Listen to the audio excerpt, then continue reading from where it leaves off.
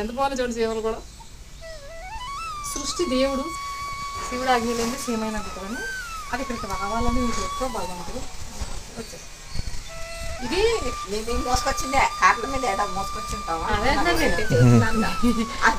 చీమలో అసలు అయితే దర్శనానికి పోయేసి వచ్చాము. వచ్చేసరికి కుప్పలు కుప్పలు మీలంటూ అండి స్వచ్ఛమైన ఆహారం. నమస్తే. ఇది ఎన్ని సంవత్సరాలు?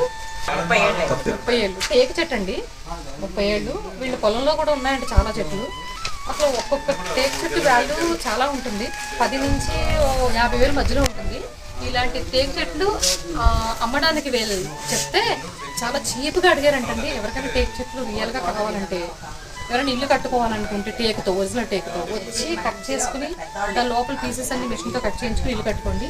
ఫ్యూచర్లో ఒకవేళ నేను ఇల్లు కట్టేలా ఉంటే వీళ్ళ దగ్గర టేక్ చెట్లు నేనే కొనుక్కొని కట్ చేయించుకుని స్వయంగా ప్లంబర్స్ని పిలిపించి కట్టించుకుంటానండి. 2 చెట్లు ఎంత బాగున్నాయంటే ఇది సంప్రదాయాన్ని బతికించుకోవడం అంటే ఇది.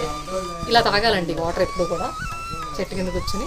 అసలైన మట్టి కుండలో చల్లటి అండర్ గ్రౌండ్ వాటర్ ఇప్పుడు నేను తాగి చూపిస్తాను. ఇది కాస్త ప్లాస్టిక్ బాటిల్లోకి వెళ్ళిందండి, దరిద్రంలోకి అమృతం వెళ్ళింది. అది కాస్త 20 రూపాయలు పెట్టి ఎందుకు పనికిరైన దరిద్రం వాటర్ కొనుక్కుని తాగుతున్నాము. అది కాదు జీవితం. ఇది ఇలా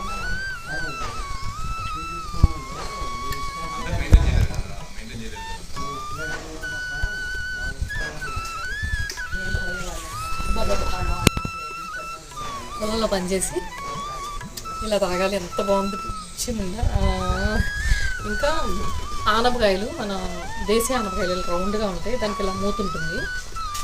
దానిపైన కట్ చేసేసి దాంట్లో నీళ్లు పోసి అంటే లోపల శుభ్రం కడిగేసి విత్తనాలు తీసేసి నీళ్ళు పోసి ఫార్మర్స్ పొలం తీసుకెళ్ళి తాగేవారు. ఆనపకాయ చాలా గొప్పదంటే ఎండిపోయిన ఆనపకాయ దాంట్లో నీళ్ళు పోస్తే 1 సంవత్సరం నుంచి 10 సంవత్సరాలు కూడా దాన్ని వాడచ్చు. పగల కొట్టకుండా అంత గట్టిగా ఉంటుంది దాని చెల్లు. ఆనపకాయ చెల్లు అంటే సొరకాయ.